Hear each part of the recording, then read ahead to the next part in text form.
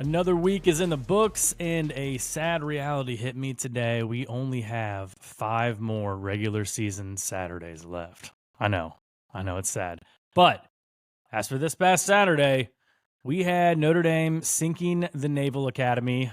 Probably not a good use of words there. Texas hanging on for another W at Vandy. And an actual question we're going to have to ask ourselves: what will the line be in the national championship game between BYU and Indiana? Those are all serious questions we might have to ask ourselves. Of course, this is Always Talking Ball. Tyler Noe, Lance Barton. Another loaded show tonight. And remember, starting this week, we'll be back on Wednesday and Friday because there's just so much to talk about. So we're adding another episode for the month of November. As always, this episode is brought to you by Home Field Apparel. Use our promo code ATB15 for 15% off at checkout. Let's start off in College Station, Lance, where Texas A&M, it was looking dire for them. And one little change at the quarterback position, and just like that, they get a 15-point victory over LSU. Give me just your initial reaction as this was going on after the game, what you think. I mean, we're going to break it all down, but just what was your initial reaction as it was going on? Well, my initial reaction was that A&M just punked LSU in the fourth quarter. They're late in the third quarter, in the fourth quarter. I know Marcel Reed came in and everything changed. The read option and running, just his ability with his feet in the A&M run game. But that LSU defensive line was getting put on skates by that A&M offensive line. I just felt like that A&M just started attacking LSU there in that second half. And it was a strange game, man. The text that I was getting early on in that game in the first half and early in the third quarter, just talking about how good LSU was and that passing game and Nussmeier and those receivers and how much better the defense is, just everything about LSU. And then for it to just flip completely the other way like that by just changing the quarterback, and that just elevated the play of the defense as well. That was the definition of what you see where a guy comes in and everybody else around him on both sides of the ball elevated their level of play. That crowd that was incredible. Again, dude, these SEC night games, I tweeted it out from our podcast Twitter page at AlwaysTalkBall if you're not following. That these SEC primetime night games, the biggest matchups that we're seeing, these atmospheres are incredible. I don't care if you're a fan of the SEC, if you hate the SEC, whatever. If you're just a fan of college football, you got to love this stuff. College Station, Baton Rouge a few weeks ago with the Ole Miss game, Bama and Georgia at Texas. I mean, dude, they're all just incredible. But, I mean, man, my initial thoughts after that game is I hate that my mind goes to this always now. But it's like I immediately start thinking playing the what-if game. And, dude, what if A&M is sitting there in Atlanta at the end of the year playing for an SEC championship game? Because they're in the driver's seat, absolutely, for that. And then the second part of this what if, dude, we talked about in the preseason stuff that we as college football fans deserve the matchup between Texas and Texas A&M at the end of the year truly have a lot of meaning to it other than just the bitter rivalry itself. Dude, that right now looks like it could very well decide who goes to Atlanta to play for an SEC championship. Even if A&M were to drop a game, we'll get more in this game this week, even if they were to drop a tough spot game this week at Williams-Brice at night, another incredible atmosphere we're going to see against South Carolina at night, even if they were to drop this game in a tough spot.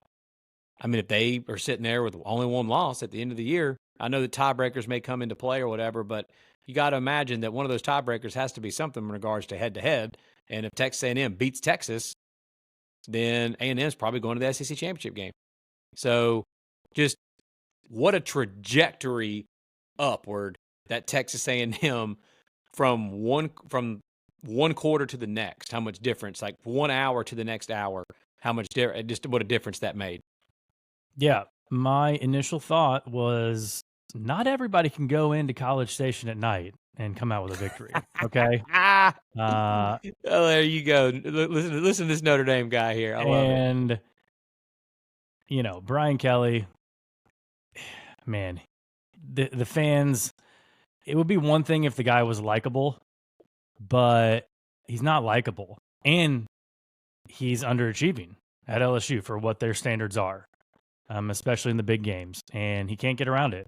And last night, as two guys, and I was for sure on LSU money line, looking great in the first half. I know you took them 2.5, looking great, everything.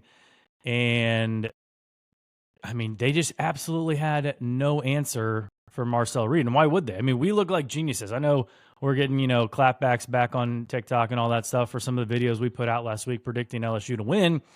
And our videos were like spot on. Okay. We didn't account for Elko going to Marcel Reed and him lighting the world on fire and absolutely, running away with that game. Like what we figured in the game with Connor Wigman and everything, we were spot on. LSU was winning that game, albeit just absolutely being terrible on special teams. I mean, their kicking game is awful, and they can't understand how this can happen. I mean, if you've ever watched the Brian Kelly coach team, that's just his special teams. He's had issues with it his whole career. And then Nussmeier. I mean, he made some good throws in the first half. He was in command, and then as soon as he made that throw in the third quarter, after that, the crowd got into it. That was when Reed came in, one play, touchdown. Crowd got into it. They seemed like they played Mo Bamba on the speakers 85 times, and every time they played it, I guess the crowd rocking, man. I don't care where you are. Yeah, Mo Bamba comes on, you're fired up. Every time they played it, him and LSU just freaked out. And Kyle Field definitely played a part in that game last night, 108,000 strong. And as an Alabama fan, it was nice actually watching another team false start 800 times and act like they've never played in front of a big crowd before, like Alabama always does in these big environments. But I mean, this veteran offensive line for LSU, like they had trouble. With it. And it was chippy. I mean, it was chippy in the first, before the game. It was chippy there in the third quarter. I mean, Shamar Turner he was lucky a couple times. He didn't get more penalties, more unsportsmanlike penalties, get kicked out of the game. Because he was, as Kirk Herbstreit, I mean, Herbie said on the broadcast, like he is hunting, like he is trying to take someone's head off. Even like after the play, I can't remember who was on the ground. He kind of came in there with his arm. So it was chippy on both sides. Dude, you know the saying, the sharks and blood-infested waters? That's literally what A&M's defense looked like in that second half. Yeah. At certain points. I mean, honestly, kind of LSU in the first half, the way they were flying around and getting after Wigman or in that first half. I mean, that just wild, man. Yeah. Yeah, and so LSU from here, they got a bye week, and so does Bama, and they play pretty much an elimination game for the playoffs. Basically a playoff game. Yeah. It's in Baton Rouge, so we'll get to talk about that next week. But A&M, they go to South Carolina this week, and man, we've seen it so many times, especially this year. Teams coming off of big home wins, and whether they're on the road or at home the next week, they struggle. And South Carolina's had a bye week. They look really good against Oklahoma, who hasn't. They look good against Alabama. So that'll be a good one. But A&M, I just can't. I mean, so what do you think? Where do you think they go from here? Do you think they go back to Wigman? Do you think they stick with Reed? Do you think they just leave it up in the air? Maybe start one of them, throw in Wigman a little bit. Do they play both? Because if South Carolina's preparing all week for Marcel Reed, and then after the first quarter, whatever, Wigman comes in and he starts tossing the ball down the field, I mean, that's going to be something they can't prepare for. So obviously South Carolina and everybody on their schedule is going to have to prepare for both quarterbacks from here on out. Yeah, so this is a situation, man. I know that stupid saying everybody always says, if you have two quarterbacks, you have none. No, you got two quarterbacks. Especially, I think this could work for A&M this year moving forward with the two quarterback system because they're so different, so different from each other. And again, my dad has always said this, why in baseball, if the starting pitcher, you have a dominant starting pitcher and he's, if you have a really good reliever and closer and all that, you go to him or whatever. In football, if Connor Wigman plays like he played against Mizzou or whatever, leave him in because you got to think that teams with a solid defensive line, like a South Carolina, for example, with a really good defensive line, with great pass rushers, elite speed at both edge rushers for South Carolina with Kennard and Stewart, You got to think if they're preparing for this read option like that all week, that offense is not just going to be able just to line up and do what they did in the halfway through the third quarter and the fourth quarter against LSU. Yeah. Like, there's a reason why they didn't do that against Arkansas, and they didn't do that in previous games. Mm-hmm. There's a reason why they went back to Connor Wegman. That was just a perfect, well-coached decision by Elko to give them a spark that they needed in that situation. It wasn't Wigman's night. He was in a pitch, again, using the pitcher's terms, he just wasn't hitting his spots and was getting hit around a little bit, and they needed to make a change. Yeah. I think they should do that going forward. I know the media and everybody else will make it a quarterback controversy and all of that crap. But dude, I think Elko can set, like, as much as that team seems like he seems like he's got a pulse and control of that team. I think that they can pitch this to that team, and they can all get behind the fact of we have two quarterbacks, and if Wigman's playing well, let it ride. And if he's not, if things aren't going well, sure, go to Marcel Reed. The only way this doesn't work is if Wigman does not have the mental complex to be able to handle the, like, you know, I'm afraid to make a mistake because I've got this guy looking over my shoulder. Now that is very much like that. You see that more times than not. Yeah. That happens. So that would be where it doesn't work. Yeah. But I'm sorry, man. I know Marcel Reed threw that one deep ball that turned out good, and I know he can throw. But in these bigger games, like when they play Texas, even at South Carolina, I just don't think that they can just line up and run the read option over and over again and win big games. I just don't. Yeah. How about they need to be able to throw the ball? The what? How about Elko after the game? Oh, it's great, bro. That the politician comment. Yeah. Talking fast up here. Yeah. Yeah. That was he threw a direct shot at Jimbo without mentioning his name, and but it's true. Everything he said is true. I mean, he inherited a ton of talent. They just didn't have any culture. They didn't have a program down there, and now they do. And you could tell. I mean, he has an affinity for Texas A&M, and so obviously he didn't like the direction that they were headed under Jimbo, even when he was coaching at Duke and other places. So he threw, a little bit of shot there at Jimbo, but it was probably well deserved because Jimbo's just sitting back counting his money. So, but A&M they go to the backup quarterback in the second half. Another team that did that by way of injury was Penn State. Drew Aller goes out late in the first half against Wisconsin. Looks like he did something to his left knee. I don't know if we've ever even heard yet if anything was declared or anything like that, but he was out. He had a towel over his head. Bo Prabula comes in, and this is a guy that they've used in the past in different packages on the goal line. I mean, ever since all the way from the beginning of last year, he's come in. He's a runner. And so, again, in the second half against Wisconsin last night, you saw a lot of the read option. It was 10-7 at half. Wisconsin was up. Braden Locke, big mistake again, just like Nussmeier. Big mistake in the third quarter. Threw a pick. It was a pick six.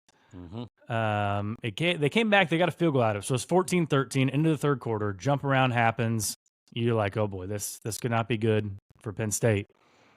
Bo Prabula comes out there. He runs the read option. And then some of the decisions he was making, like the throws he was making were really good. The decisions were quick. I don't know if they changed up the offense. I mean, they probably had to because Aller doesn't run that type of offense. But I almost wonder in a 28-13 victory on the road at Madison before they play Ohio State, not knowing what Drew Aller, what the injury is going to come of it, is Bo Prabula the type of quarterback that Andy Kotelnicki is more comfortable with? Could be because, again, his having two backs like Allen and Singleton, the receivers aren't very good for Penn State. They're just not. They're fine. The tight end's legit. But, I mean, it could be, man. I mean, Aller played really well, was very efficient at 14 for 18. No picks and a touchdown. I mean, he was efficient as could be. He's played well. But I see what you're saying. Well, we kind of know what Drew Aller is, right? Yeah, like he's not going to take over a game. And I don't know that he – I mean, in fairness to him, I don't know that he can because of the pass catchers that he's got. I think he's got a really good, offensive coordinator. I do think he's got a great tight end and good backs. But as far as him spreading it around, I mean, like you look at Nussmeier with Kyron Lacey and some of those guys at LSU and the receivers that Colorado has with Shadur and that bunch there, like it's not the same at Penn State. They don't have the weapons that they do at Ohio State. So, yeah, I see what you're saying. He does give a nice dynamic in the QB run game. But I don't know, man. Kyle Nicky wants to push the ball down the field and run the football. Like he wants to take deep shots and attack you down the field while bludgeoning you with the run game and go off of it off the play action to do that. Yeah, I have no idea. Prabula with his legs and Allen and Singleton back there. I mean, it's a three-headed monster. Nice dynamic. Yeah, three-headed monster on the ground. And so I'm thinking back to Kansas last year. Obviously, Jalen Daniels and Jason Bean both have the running ability that Drew Aller doesn't possess either. So that's just another thing. I mean, if you can get Prabula to throw the ball accurately like he did in the second half last night and run, I mean, I think that's, again, there were times when I watched that game in the second half and I thought their offense looks better with this dude. Dude, I don't disagree, man. I don't want to throw out a hot take and say that they should switch. I don't necessarily think that. But again,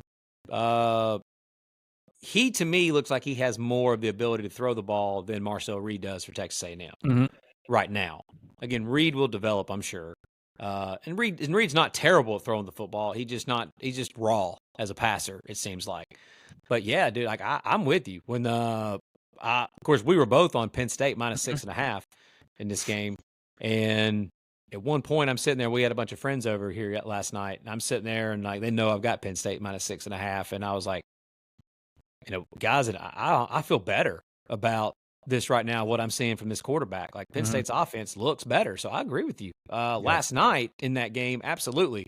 Now, I don't know if that was more of a situation, again, where obviously Wiscy spent zero time of trying to deal with the QB run game.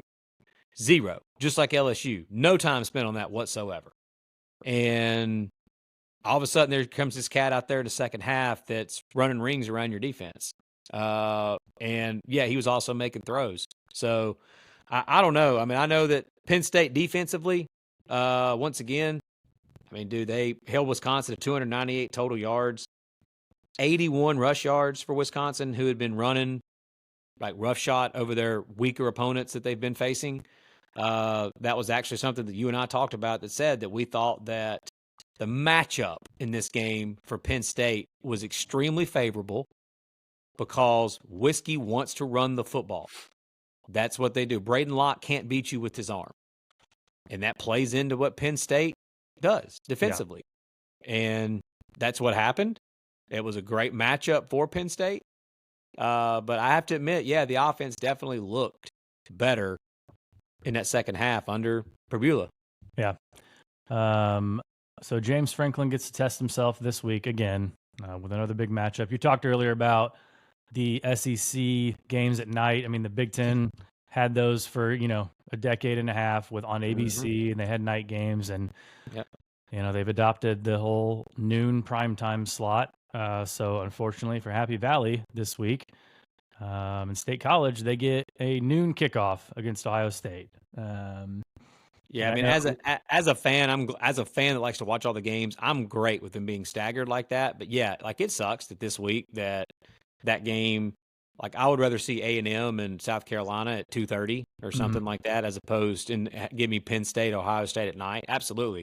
I would love to see the Buckeyes have to deal with Happy Valley at night. I know they've done it many times in the past, but still, when you get these bigger matchups, top 5 matchups, you'd like to see them in prime time. Yeah, and I told you this week, I hope the ratings tank for Fox for these games, and I hope, because that's the only way it's ever going to change. They don't care about the college football fan; they just care about the ratings.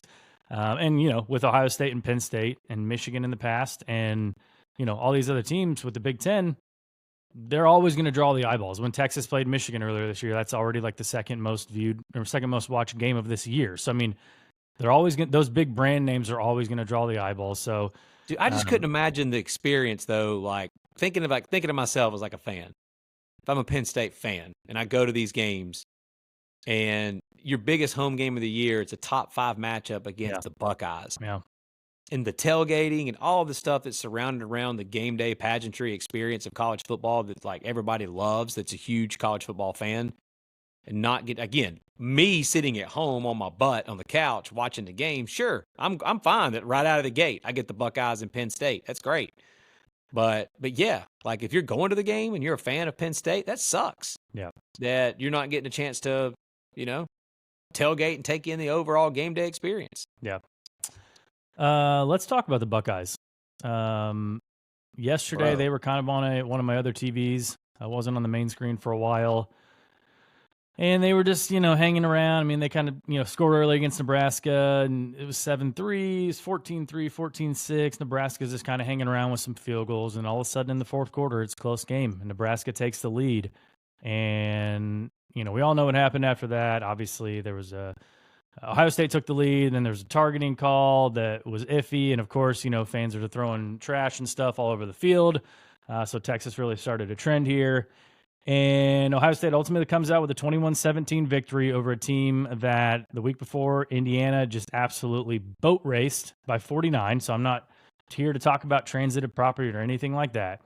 But this Buckeyes offense might have some issues. They lost their second starting left tackle, and it didn't look good.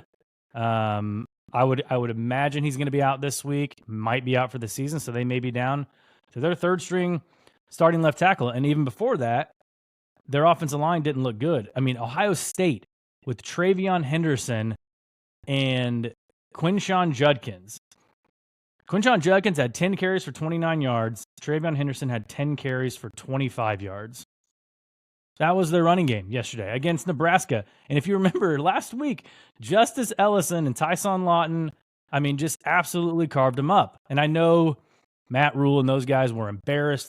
We even said earlier in the last week, in that 25.5, 26.5, it seems a little too big for Nebraska, but I'm not going to bet it because, everybody's always got faith in Ohio State, but they just didn't look good at all. And they their fans got to be worried about this game going into Happy Valley because, again, their season has come down to two games pretty much. They're going to beat Michigan. That's a given. But it's come down to Oregon and Penn State. And if they lose this one, they're not going to go to the Big Ten championship, most likely. And they're going to have to fight for an at-large bid with a 10-2 record, most likely. I mean, again, that's saying they beat Indiana. But if they beat Indiana and Michigan, a 10-2 record, and not a very good schedule. I know it's Ohio State. It's a name brand, and 10-2 will probably get them in. But they were uninspiring yesterday. Yeah. Well, Ohio State's got the same issue right now that they've had for years, bro. Yeah. They can't run the ball. This has been a problem for them for a while. I mean, especially the last couple of years. I know that when they had J.K. Dobbins, that they had a couple of years there but still, with the guys they've got at tailback, they should be able to run the ball better than what they've been running for years. Mm-hmm. I mean, they've got 5-star tailbacks almost every single year.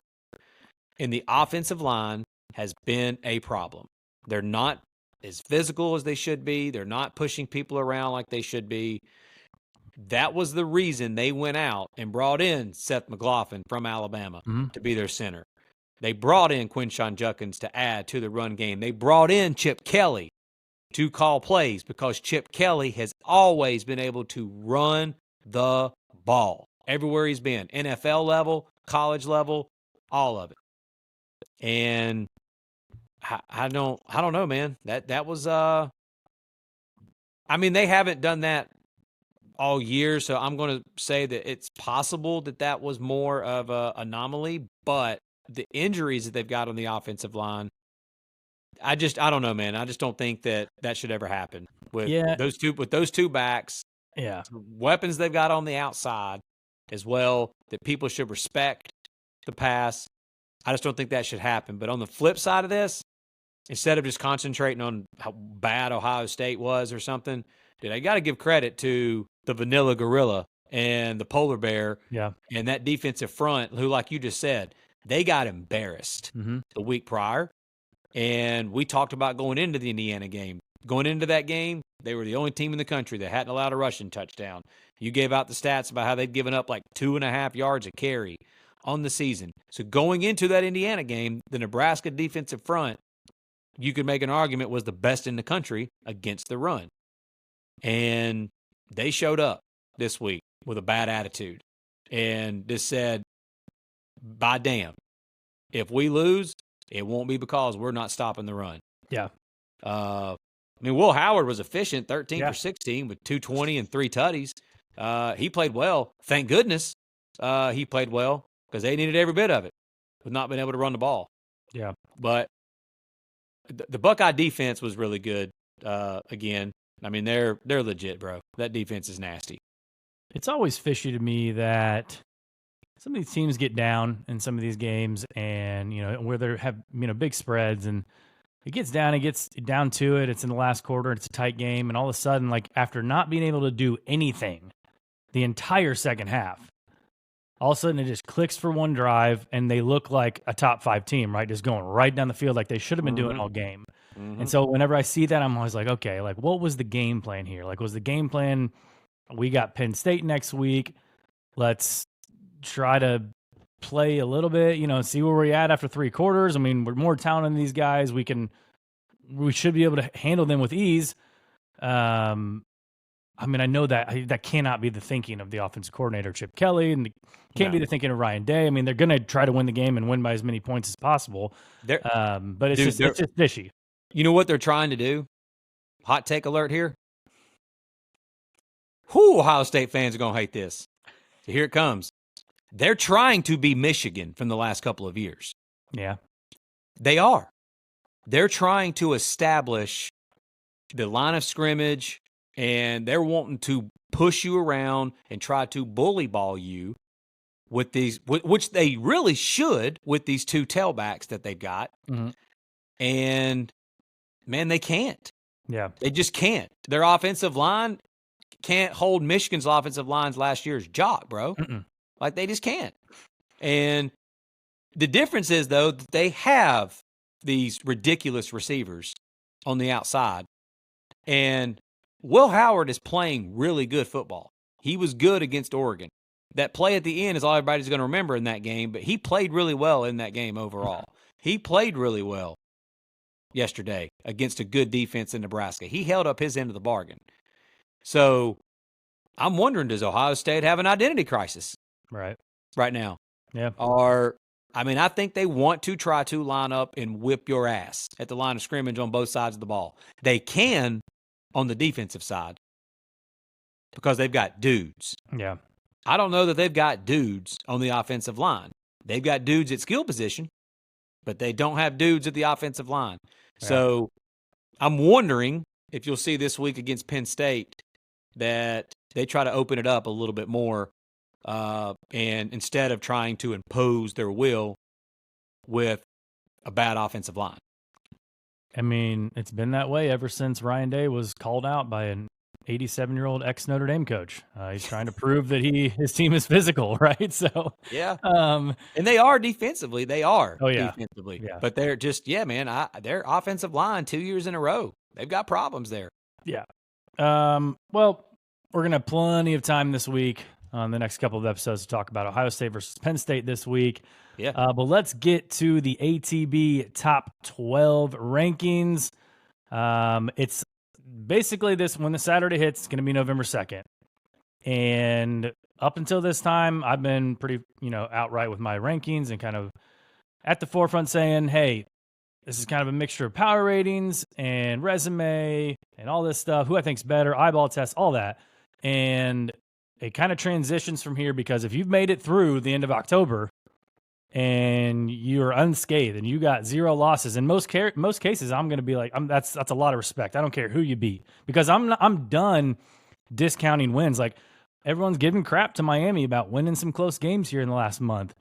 We watch week in and week out teams like Auburn find ways to just lose games that they are winning. So we cannot take winning for granted. And I know the schedule you play plays a part into that, so it all goes into it.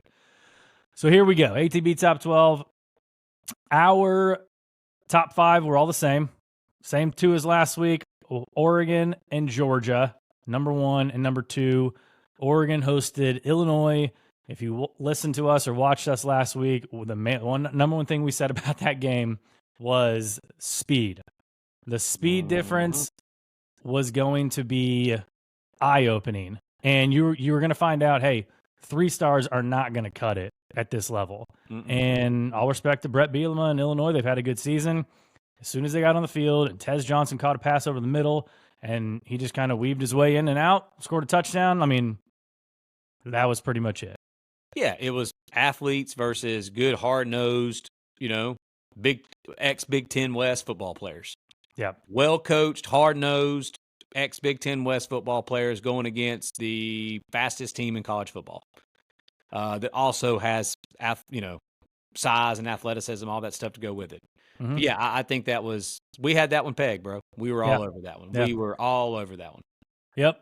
So they beat Illinois 38-9. They stayed number 1 in our poll. They stayed number 1 in the AP poll. Number 2, Georgia. They were on a bye before the cocktail party this week. They stay at number 2, and they're number 2 in the AP poll as well. And then we also match up with the AP at number 3. We've got Penn State at number 3. I believe we had Ohio State last week, and obviously with their performance at Nebraska, didn't inspire anybody. Well, here's real quick on Ohio State on that too, man. Like if I'm not necessarily docking them because they played a close game with Nebraska. I'm more so that when you also haven't beaten anybody yet of note, and then you go and play a game like that, that's the reason. It's the collective overall, the resume with that for me, with Ohio State. They've played one really good team in Oregon, and they lost. But, I personally not sitting there saying, oh, they're not any good because they lost. Or no, Oregon's the number 1 ranked team in the country. Ohio State's one of the best teams in the country. Yeah. But I dropped them a spot because of they haven't beaten anybody, and then they played Nebraska like they did yesterday. It was a culmination of all of that. Yeah, and if this was a power rating, and you see we've got Penn State at 3, and spoiler alert, we have Ohio State at 5, that would lead you to believe, hey, we think Penn State's better on a neutral field than Ohio State. That's not necessarily the case, and we'll break it down later on in the week. Yeah. But you'll see later in Guess the Spread what the spread is of that game, and you can take whoever you want. But number 4 in our poll was Texas. They moved up from number 5. They are at 6 in the AP poll. They went on the road and had a win against Vandy. Vandy did their thing again. First quarter, took a 7-0 lead. You thought it was going to be, the same thing happening again. But like we said, tough to sneak up on a top team twice, which they did against Alabama. Golden came back, scored a touchdown. They kind of took, pretty good control of that game.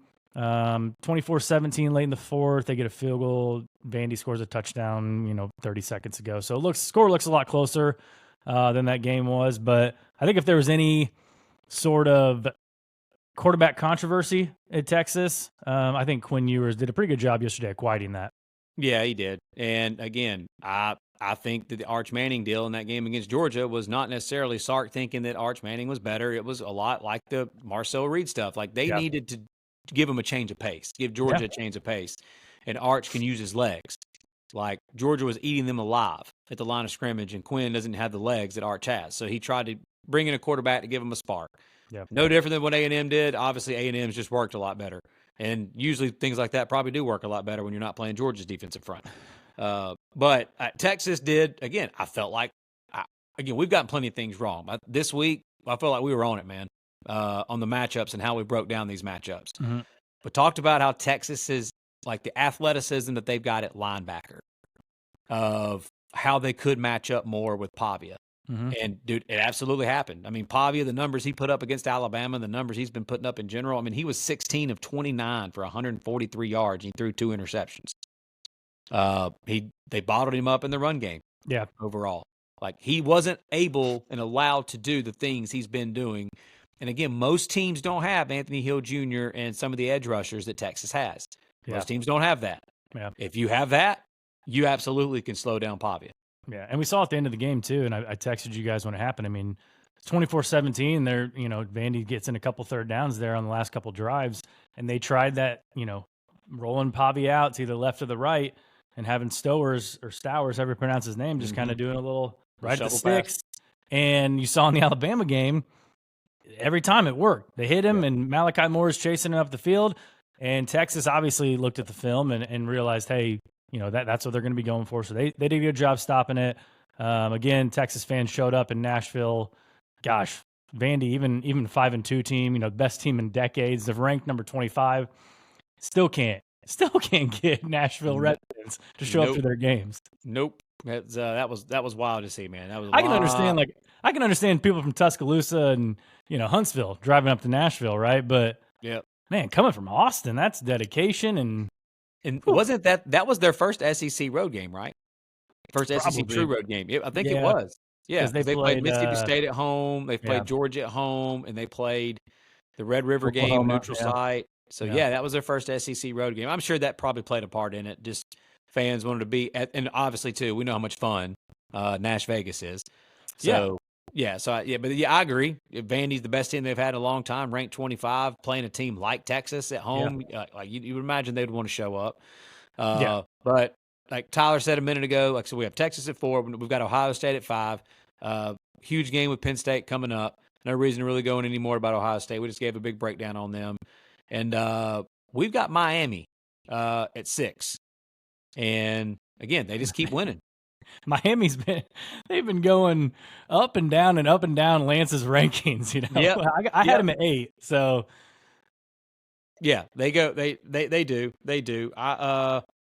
I don't know. I just can't get out of my head, dude, the part of I came on here last week and talked about that. Again, I'm not saying Miami is 2019 LSU. I'm making the comparison of how LSU that year for the majority of the season couldn't stop anybody defensively, but it didn't matter because they're just dropping 40 and 50 burgers on your ass on offense with Burrow and that crew.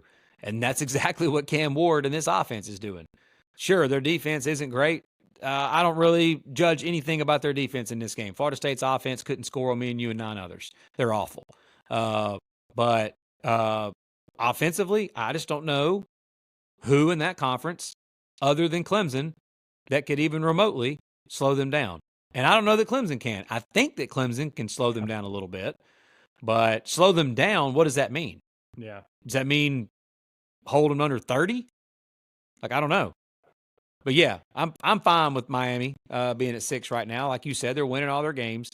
So in a ranking, in a power rating, I wouldn't have them here. But in a ranking, in a true ranking, I'm cool with it.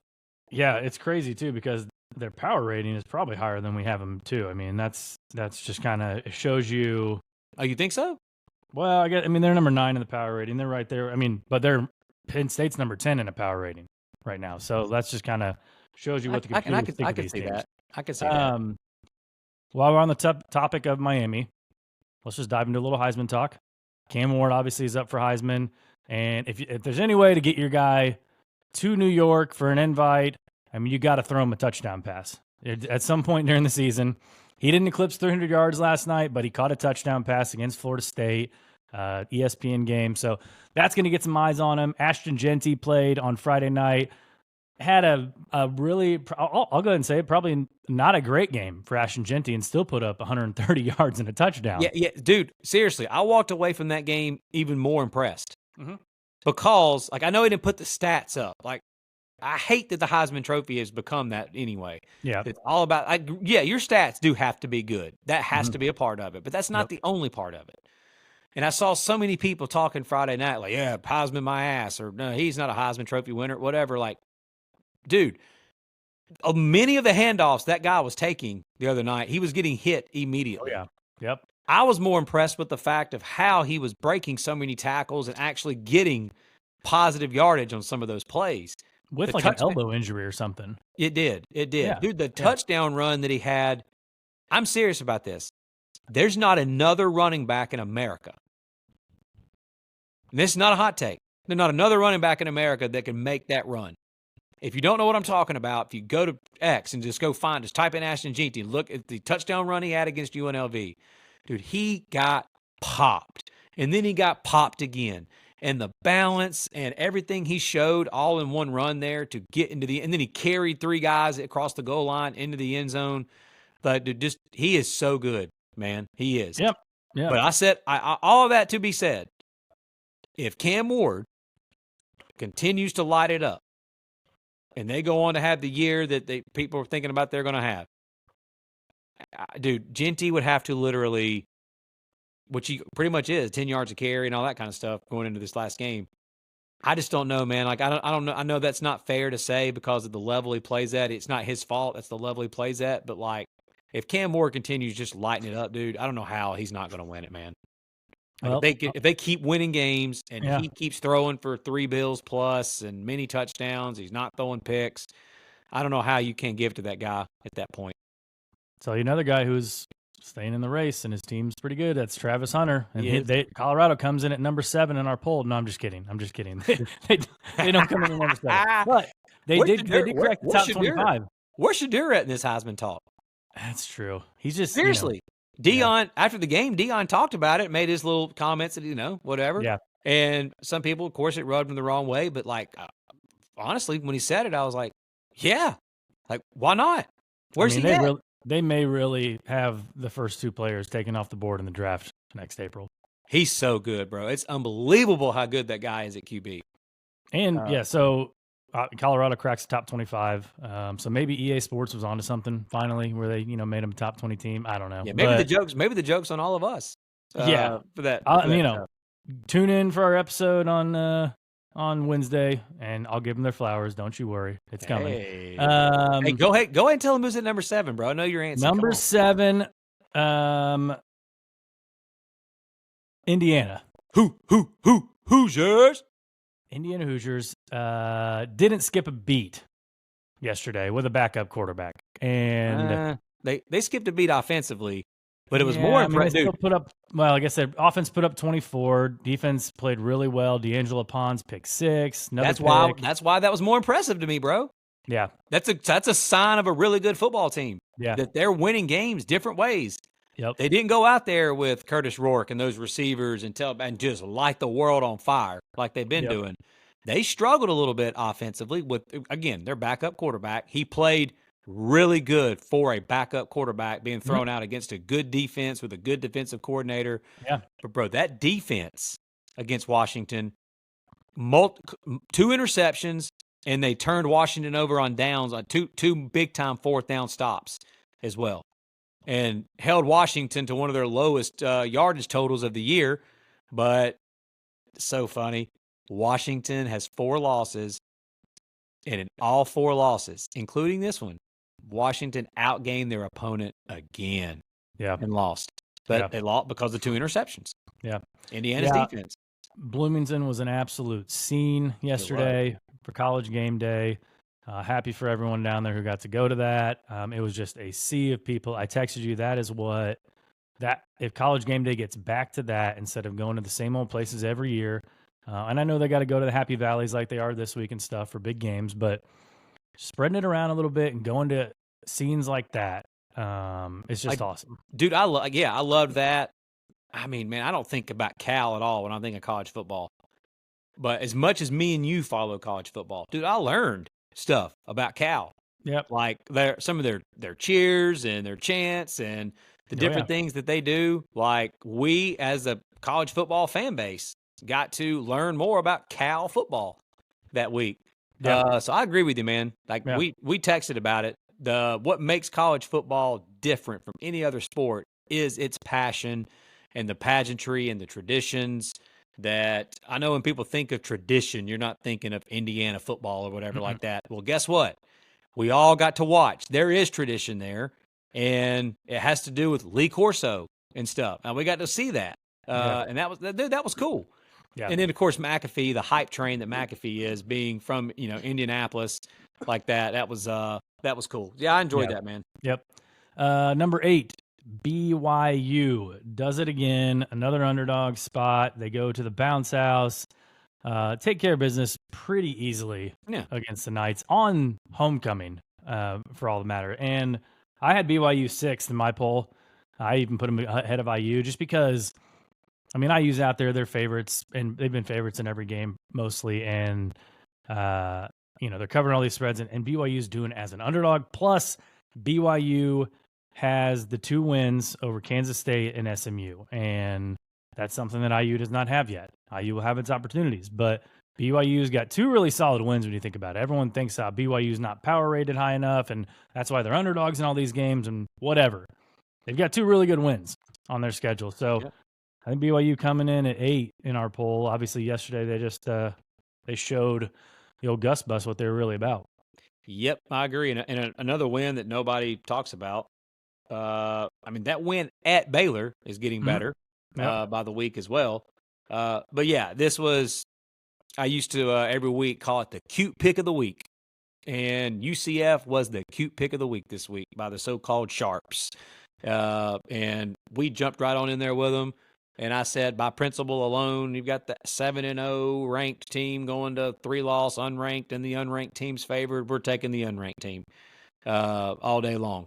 Yeah. And yeah, just all year long this year in college football, those types of trends and situations, those types that we're normally used to seeing in college football just aren't happening right now. Especially with BYU. They were underdogs at Baylor too, and so took Baylor that week. Yeah, I'm enjoying just losing to BYU week after week right now. Hey, but I backed them early in the year at SMU. Yeah, and they were getting a boatload. Yeah, at 12 SMU. or 13. Yeah, like 12 or 13 points. Took BYU. They won the game straight up, so they made me look good that week. Number 9, Tennessee. They had a bye this week, and you had Tennessee a couple spots ahead of BYU in your poll, and I kind of dropped them a little bit. It wasn't really anything they did. It's just kind of the fact that BYU and Indiana notched another victory in games, that were tight spreads.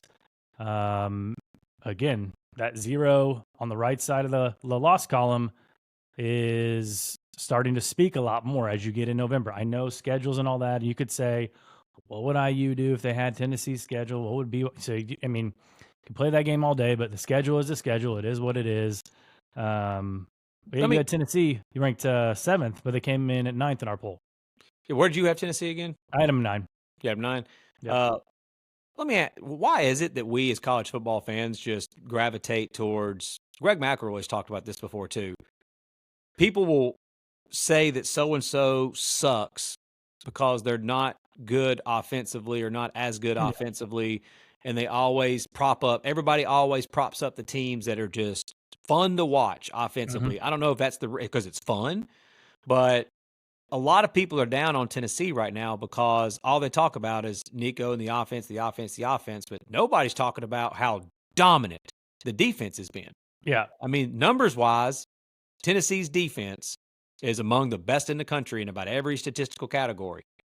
And it's like, people don't act like Tennessee's as good as what they actually are because Nico and the offense isn't as – I don't know if it's because we expect more out of Heupel and a Heupel offense. Yeah. But I'm just wondering if, like, I think back to years in the past, like if Tennessee had some, like, hard-nosed, defensive-minded head coach and they were out there just doing what they're doing defensively right now, everybody would be talking about, like, look how well coached them boys are on that defense, stuff like that. But no, because it's Heupel coaching them, it's like, what's wrong with the offense? Why can't they score more points? Why aren't they more explosive? Why aren't they scoring 60 points and all that stuff? I don't know. It's just different because it's a Heupel team in Tennessee. But that defense is legit. That's why I've got them where they are, personally. Yeah. I think to your first point, it's kind of an NFL effect, and it's trickled down to college where all the rules are in place to benefit the offense. Yeah. And they want more points, and they want high-scoring games because that drives exciting. Eyeballs. Yeah. Alabama kind of dealt with it, 15 years ago when Saban first started out. They didn't have quarterbacks like they've had the past decade and all that, so they weren't a high-flying offense. And then they started to trickle in some of those high-prized wide receiver recruits and running backs and all that. But they started off as a defensive team. And, true college football fans, we've got nothing wrong with that. But you're right. I mean, Tennessee's defense is really well coached. I think their offense, I haven't lost any faith in their offense. I think they're going to get there. Yeah, for everything how great Miami's offense is, I mean, people want to keep ranking them. I know they've got 0 in the loss column. Yeah. But still, it's not the same. People don't talk the same way about Tennessee with their defense. Yeah. 10 and 11, we differed on. I had Notre Dame 10, 11, Clemson. You had Clemson number 10, Notre Dame number 11. So we went with Clemson was ranked higher in the last poll. So we went with Clemson at number 10, Notre Dame at 11. Clemson was actually 11 in the AP poll today, and Notre Dame was number 8. So, yeah, what's your thoughts on the whole Clemson-Notre Dame debate? I think it'd be a hell of a football game. Those two teams lined up on a neutral field, I can tell you that much. I don't know, man. Like I'm not like dismissing Notre Dame just because they lost to NIU. I know a lot of people will want to do that. Yeah, I've again, I'm a Notre Dame fan, and you heard my thoughts after the game, and I Yeah. was just as pissed off as anybody else. But I'm kind of done holding that against them. Yeah, we have a 12-team playoff now, not a 4-team.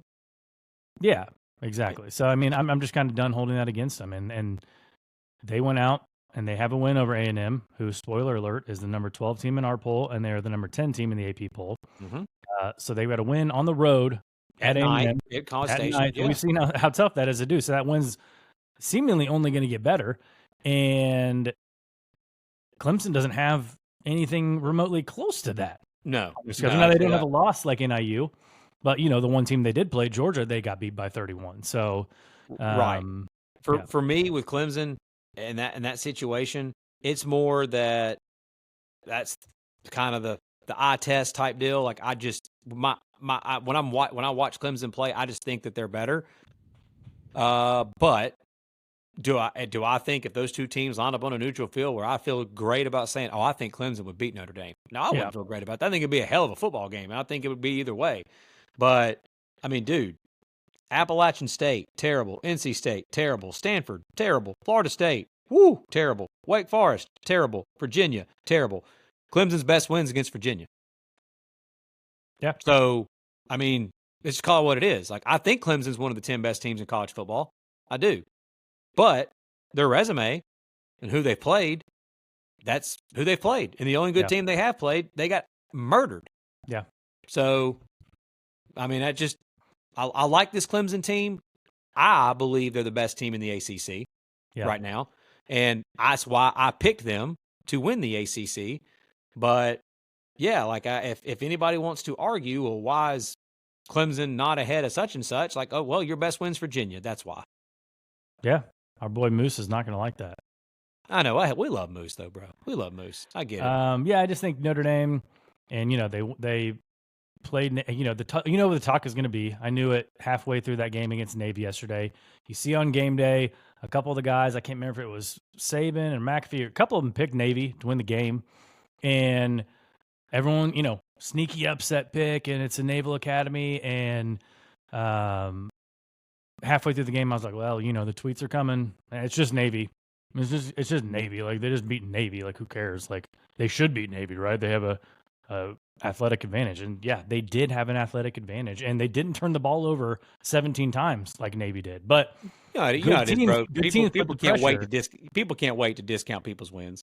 Yeah, and again, Notre Dame's defense put the pressure on Navy and caused a lot of those turnovers. So, I mean, Blake Horvath, nothing to hang his head about. Navy, nothing to hang their head about. I'm backing them again this week already against Rice. And I'll give you that, after guess the spread. But Rice just fired their coach, too. Exactly. And Notre Dame's got another one with Army coming up in a couple weeks. Dude. Army looks like they could be undefeated, and it'll be, I think Army can win that game. And Notre Dame wins by 20. It's just Army. They're just going to discount it. So, yeah. I'll wait. I'll reserve what I was going to say to when you give out. I'm assuming you're about to give out a best bet. Oh, buddy, I'm going to give out 2 best bets. All right. Well, go ahead and do it. Just go ahead. Let's go because we're done. Let's talk about number 12. Number 12, Texas A&M. We talked a lot about them already. They finally cracked the poll this year, and again, they're showing they've got a solid team. I still don't trust a lot of their wide receivers. Their running backs are solid. I don't trust a lot of their wide receivers, but I trust Mike Elko. I trust Mike Elko. I trust the defensive line. Yeah. Yep. And I trust their running game. And they're going to have a lot of trust going into Williams-Brice, 7:30, ABC. What an awful spot. Oh, boy, that's awful spot, bro. That's tough. We'll talk more about the game this week. Yeah. So, again, to recap, Oregon, Georgia, Penn State, Texas, 1, 2, 3, and 4. We've got Ohio State number 5, Miami number 6, Indiana number 7 in the country, folks. Crazy. By the way, they're still ranked 13th in the AP poll. They didn't move a single spot. So, BYU 8, Tennessee 9, number 10 Clemson, number 11 Notre Dame, and number 12 Texas A&M. Before we get to guess the spread, I mentioned I'll have a couple bets. I already did take Navy minus 11.5. against Rice. Rice played Army earlier this year. Army won 37-14. Navy, I don't think they came out of that game yesterday too beat up. I know Blake Horvath has the thumb injury. He was kind of nursing before the game yesterday. I still think Navy's got a lot of offensive firepower, and as Lance mentioned, Rice just fired their coach. Can you imagine being an interim coach and your first game is that you've got to try to prepare for this Navy offense? Yeah, prepare the guys that just lost their coach and try to get them to focus on facing that offense, albeit at home. It doesn't matter. And and facing the Naval Academy and those service members coming off shellacking that they just how proud those guys are. Yeah, I got no idea. Awful. I got no idea what that line's going to do, but I mean, if you're listening to this and it's already up to like 13.5, I wouldn't shy away from taking it. It's just 2 touchdowns, and that seems like another day in the park for Navy. Yeah. Other bet also, where else would I go? It also involves the troops. Army and Air Force in West Point this Saturday at noon. And I'm taking a Naval Academy over because Air Force has just been awful. And I got burned on the Navy Air Force game earlier this year. I took the under 37.5, ended up at 34-7. That's 41 points. When I saw 40.5 listed for this game, I jumped on the over 40.5 for Army and Air Force. Army's favored by 24 in the game. They just had a bye this week. I think Air Force had a bye too, so they got tons of time to rest up. But Air Force is not good this year. Bryson Daly, they're going to try to show him off because he's kind of a dark horse, like Heisman nominee there. I don't know if he'll win it, but it'd be cool if like an Army quarterback got like a little invite to New York. So Navy minus 11.5, Army Air Force over 40.5. Hey, dance with the one that brung you. Let's go. I got next week I want to let everybody know how much money I've won off of the troops this year. So I might have to make a donation. Love it. Guess the spread time. So this is the part where Lance guesses the spread, what he thinks it's going to be, what Vegas thinks it's going to be, whatever he feels like. This time I want you, we talked about this a couple weeks ago. I just want you to give me, like, when you figure out the spread, when I tell you what it is, give me your gut. Okay. Of who's going to cover. Okay. You don't have to bet it. These aren't bets. We're not putting these out. Okay. It's kind of your gut. We'll go into the games later on in the week, but I like just it. your gut feeling. Yeah. All right, first game. Ole Miss at Arkansas. Ole Miss 6. It is Ole Miss minus 6.5. I like Ole Miss in that because I think Ole Miss is going to throw the football, and Arkansas has trouble stopping the pass. That's why LSU did what they did against Arkansas. They were a bad matchup for them. Texas A&M and Arkansas was a very close game because A&M with Marcel Reed at quarterback runs the football. That's just 2 examples that I can give you there of why I think that Ole Miss's defense is still really good. So yeah. All right, Ole Miss was 6.5. Yep, 6.5. Okay. Ohio State at Penn State, big noon kickoff. Buckeyes 3.5. Buckeyes minus 4. Okay. My gut tells me Ohio State. My gut told me Ohio State 2 weeks ago, and I live in Indiana where you can find some game of the year bets earlier, and I bet Ohio State minus 3.5. Mm-hmm. And I looked today, and their performance scared the heck out of me. So I'm going to sit on it a little bit more. I cashed out. They were giving me full cash out. So I cashed out of the bet. I backed out. They'll probably win by 20 now, but that's okay. You got to know when to hold them, and you got to know when to fold them. Yep. My gut tells me Ohio State in this game. Okay. Look at this little Big Ten matchup. Minnesota at Illinois. I think Illinois came in at number 24 in the AP poll. So Minnesota at Illinois. Close to pick. I'm sure it's not a pick 'em. Illinois minus 1. Minnesota minus 1.5. Okay, so yeah, close. But how about the Gophers, man? That was my biggest bet of the week. Yeah. So row the boat. Playing good football right now. If they were to win this game, imagine doing a podcast and your co-host says he bets Minnesota minus 4. And he's very confident about it. And it gets them to minus 5, and the other co-host is scared to bet it at -5 for some reason because he's an idiot, and they go out and they win 48-23 over Maryland. Yeah, so. one of the first I looked up, it was 41 to like 10 at one point, and I was like, "Look at the Gophs just rowing the boat up there." Yeah. But yeah, that'd be a good football game, man. Between Illinois and Minnesota, be not necessarily an old Big Ten West type game because both these teams can score a little bit, but it'll be a good football game. It'll be interesting. I mean, that's again, we just talked about this trend: unranked teams favored over ranked teams, and very rarely do you see that on the road too. Yep. So that might be telling you something there. Mm-hmm. Big one up at the Carrier Dome. Yes, I still said Carrier Dome. Virginia Tech at Syracuse. Virginia Tech around the field goal.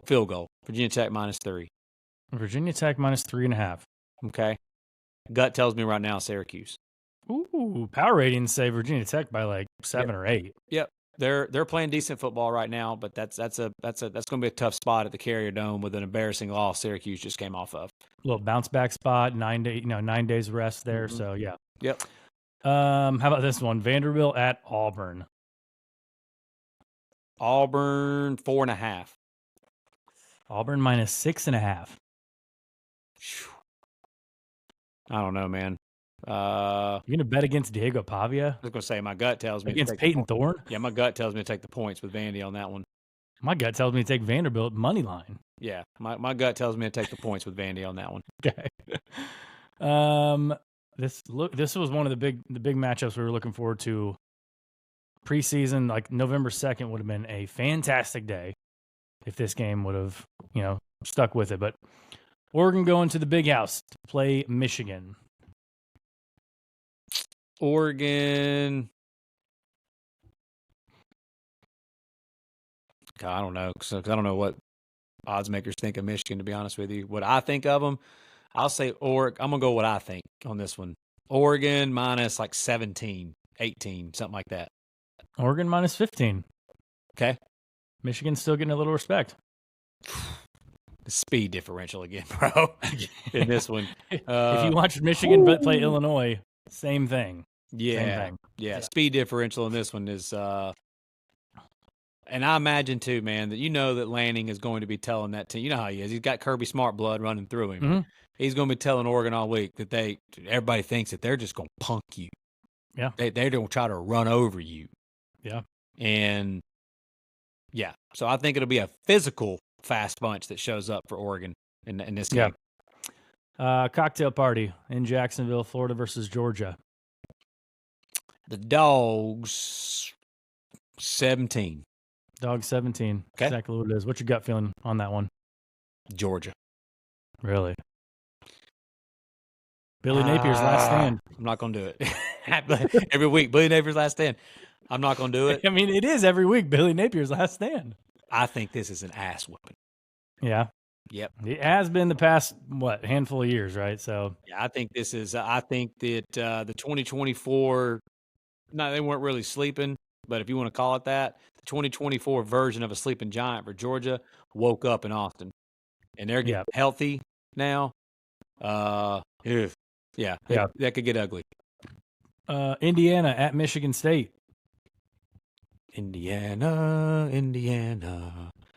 I'll say the Hoosiers. Gosh, man. I don't know the quarterback status. I think Rourke's supposed to be back as of right now. Indiana, I may be way off here because I just how much I respect Indiana. Indiana 7.5. Indiana -7. Okay. I think I'm going to bet IU again, probably. Yeah. Well, power ratings tell me why not? They just 13.5 right now. Covering. Yeah. Power ratings tell me 13.5, so I don't know. All right. The second ranked matchup of the week we haven't talked about, but we will. Pittsburgh at SMU. Undefeated Pitt. They did not make our top 12, and neither did Iowa State. Okay, so not all teams are created equal. SMU 6. SMU -7. Okay. What do you think, Pitt? I don't know, man. I don't know about on the road. Yeah. SMU. I think they just turned the ball over again. Yeah. Yeah, that was brutal. Yeah. That was brutal. That'll be something they'll concentrate on, try to get sharp this week. SMU's defense is very underrated, in my opinion. They don't get talked about as much as Jennings and the offense for Rhett Lashley. But, yeah, I don't know, man. I would lean SMU, actually, I think. Okay.